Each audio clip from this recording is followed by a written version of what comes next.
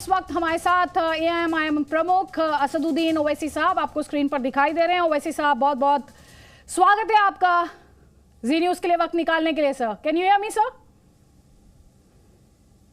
जी जी मैडम, आपको सुन सक रहा हूं, बोलिए। जी, सबसे पहला सवाल तो क्योंकि आपके द्वारा रिएक्शन भी दिया गया, आप लगातार बीते दिनों में भी बहुत बड़ी बातें, कई बड़े आरोप आप बीजेपी और उनकी गवर्नमेंट पर लगाते रहे, बहुत वोकल आप रहे हैं बीते दिनों में। ये सबसे पहले जो लेटेस्ट कंट्रोवर्सी है प्रवेश वर्मा का जो वीडियो वायरल हुआ है, उसे लेकर जो आपका रिएक्शन है उसके बारे में हमारे दर्शकों को बताएं।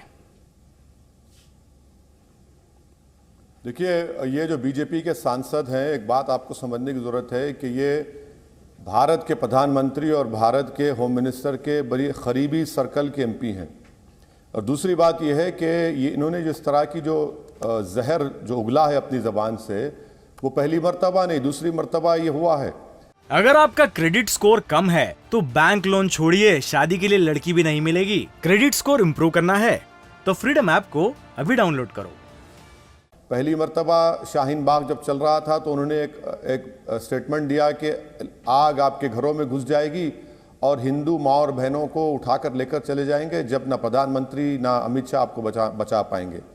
तो इसीलिए मैं कह रहा हूं कि ये बीजेपी की ऑफिशियल पॉलिसी है कि वो इसको अपने एमपीज के ज़रिए, अपने विधायक के ज़रिए वो मुसलमानों के ख़िलाफ़, मुसलमानों के जेनोसाइडल कॉल के लिए, मुसलमानों के समाजी बहिष्कार के लिए, मुसलमानों को इस देश का थर्ड डिग्री या सेकंड डिग्री का सिटीज़न बनाने के लिए वो बार बार बोलते हैं। और इस वही ज़बान में बीजेपी के सांसद ने बोला, विधायक ने बोला, और जो कोई भी लोग वहाँ पर जमा हुए, भारत की राजधानी में अगर कोई खड़े होकर कहता है कि मुसलमानों जिहादियों का, जिसको जिहादी का मतलब ये निकलता है कि मुसलमान, उनका समाजी बहिष्कार किया जाए, उनसे कुछ खरीदा ना जाए, अगर उनकी दुकान का लाइसेंस नहीं है तो उसको बंद कर दिया जाए। कोई कहता है कि अखलाक को जो मारा गया वो सुअर था, कोई कहता है कि चुन चुन कर उनको मारो, कोई कहता है कि हथियार के लाइसेंस की जरूरत नहीं। तो क्या हो रहा है देश की राजधानी में? और अफसोस की बात यह कि पुलिस उस जगह पर परमिशन नहीं लेने की बिना पर केस बुक करती है। यानी पुलिस ये कह रही है कि अगर तुम परमिशन ले लेते तो हम तब भी केस नहीं बुक करते तुम पर। जो तुमने कहा बिल्कुल सच कहा।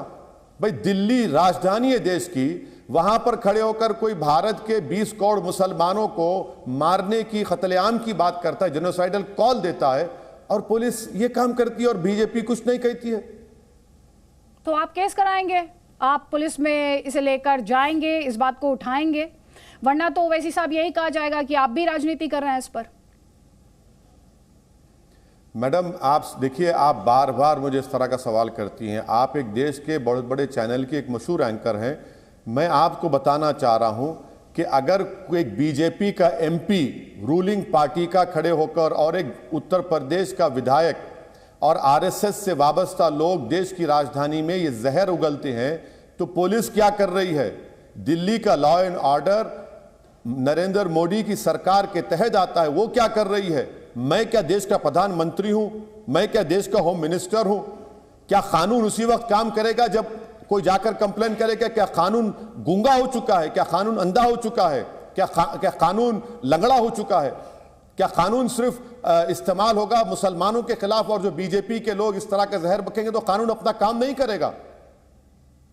वैसे साहब, आप देखें, आप पुलिस को भी कटघरे में खड़ा कर रहे हैं और आप केंद्र सरकार को भी कटघरे में खड़ा कर रहे हैं, और आपकी बातों से ऐसा प्रतीत होता है, आप मुझे दुरुस्त कर दीजिएगा, मैंने आपसे सवाल इसलिए पूछा क्योंकि आपकी बातों से ऐसा प्रतीत होता है कि आपको लगता है कि जिसका काम है लॉ इन्फोर्स कराना, लॉ इन्फोर्समेंट एजेंसी जो है, पुलिस फोर्स जो है, वो अपना काम नहीं कर रही है। तो उसके बाद आपके पास ही विकल्प, अब आपको तो शिकायत दर्ज करानी है, तो लीगल रेमेडी फिर क्या है? फिर आप यही होगा, या तो आप जाएं और पुलिस को अप्रोच करें इस मामले में, या फिर आप जाएं और अदालत का दरवाजा खटखटाएं, या फिर कोई आंदोलन करें जिसमें आप सड़क पर आएं। कोई चौथा विकल्प तो दिखाई नहीं देता आप मुझे और एनलाइटन कर दें। आपको एनलाइटन मैं नहीं कर सकता हूं, काफी एनलाइटेंड है माशाल्लाह से। मैं आपको सिर्फ ये बताना चाह रहा हूं कि गुजरात में मुसलमानों को रोड पर लाकर पुलिस ने लठों से मारा और जनता बैठकर थालियां बजाती है, सीटी बजाती है। आप बताइए, रोड पे ये तमाशा नहीं हुआ? फिर कानून किस लिए, कोर्ट किस लिए, पुलिस किस लिए, आईपीसी किस लिए, संविधान किस लिए? जब आप मुझे रोड पर लाकर लठों से मारते हैं और जनता थाली मारती है, सीटी मारती है। देश की राजधानी में क्या कोई खड़े होकर भारत के 20 करोड़ मुसलमानों को धमकी दे सकता है? क्या पुलिस काम नहीं करेगी अपना? किस लिए पुलिस किस लिए? देश के होम मिनिस्टर क्या कर रहे हैं? भारत के प्रधानमंत्री के घर से 25 मिनट का रास्ता होगा, जहां से खड़े होकर इस तरह के अनाप शनाप भारत के मुसलमानों के खिलाफ एक बीजेपी का सांसद कहता है। सरकार की जिम्मेदारी है या असदुद्दीन ओवैसी की जिम्मेदारी? मुझे बताइए, सरकार फिर किस लिए? क्या सरकार सिर्फ ये कह देना कि हम नहीं लेंगे एक्शन? बीजेपी ये कह दे कि अब हमारा सांसद, हमारा विधायक मुसलमानों के खिलाफ जेनोसाइडल कॉल देगा, हम कोई एक्शन नहीं लेंगे। आप कह दीजिए ठीक है, हम रोड पे निकल कर आएंगे, हम निकल कर आएंगे, लाखों की तादाद में निकल कर आएंगे। फिर बीजेपी कह दे ऑफिशियली हमारी पॉलिसी यही है कि मुसलमानों के खिलाफ जहर बकते रहेंगे, उनको टारगेट करते रहेंगे, उनके जेनोसाइड, उनके कत्लेआम की बात करेंगे और हम कोई कानूनी एक्शन नहीं लेंगे। बीजेपी कह दे ठीक है, हम निकल के आएंगे फिर रोडों पर। लेकिन ओवैसी साहब, आप हमेशा ये कहते आए हैं, जब जब हमारी और आपकी बात हुई, सरतन से जुदा को लेकर बात हुई, तो आपने कहा ये फ्रिंज एलिमेंट्स हैं, ये मेन स्ट्रीम नहीं है। अब ये जो इस तरह की बयानबाजी है जिसे जाहिर तौर पर जिसके लिए कोई जस्टिफिकेशन नहीं हो सकता, कोई भी राजनीति के लिए भी इसका कोई जस्टिफिकेशन नहीं हो सकता।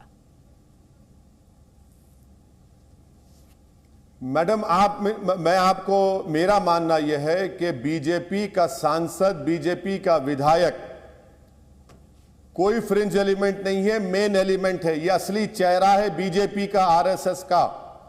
वो जो जबान से मुसलमानों के खिलाफ नफरत बक रहे हैं, वही उनकी असली आइडियोलॉजी है, वही उनकी सोच है, वही उनका काम करने का तरीका है।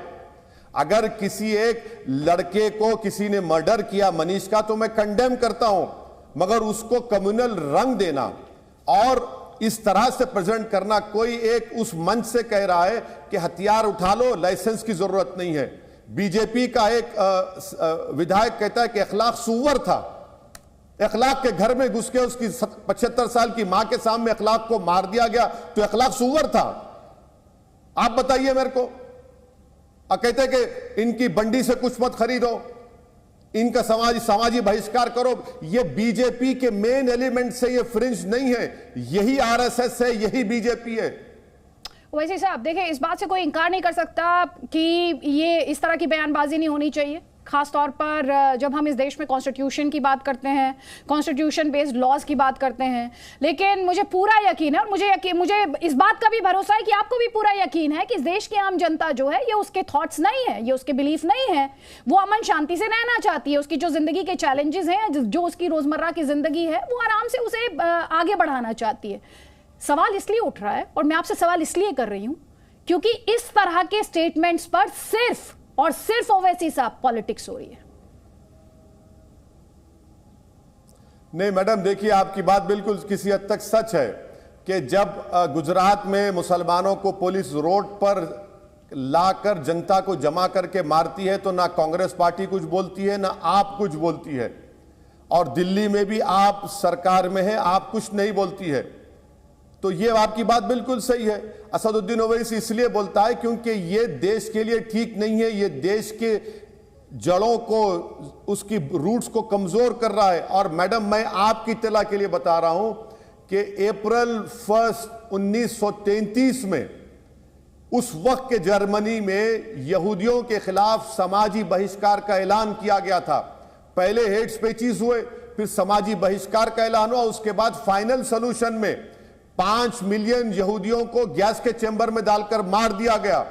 और जो जेनोसाइड के एक्सपर्ट ग्राहम स्टैंटन ने कहा कि खुदा ना खास्ता भारत में यही होने जा रहा है मुसलमानों से, क्यों नहीं बीजेपी सरकार इसका नोट लेती है?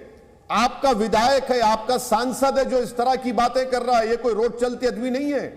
ये मेन एलिमेंट्स है। जहां तक सवाल जनता की है, फिर जनता में आक्रोश क्यों नहीं आता? जनता देख रही है कि गुजरात की सड़कों पर, रोड पर लाकर किसी को मारा जाता है, तो जनता में क्या तकलीफ क्यों नहीं हो रही है? फिर अगर आपका क्रेडिट स्कोर कम है तो बैंक लोन छोड़िए, शादी के लिए लड़की भी नहीं मिलेगी। क्रेडिट स्कोर इम्प्रूव करना है तो फ्रीडम ऐप को अभी डाउनलोड करो।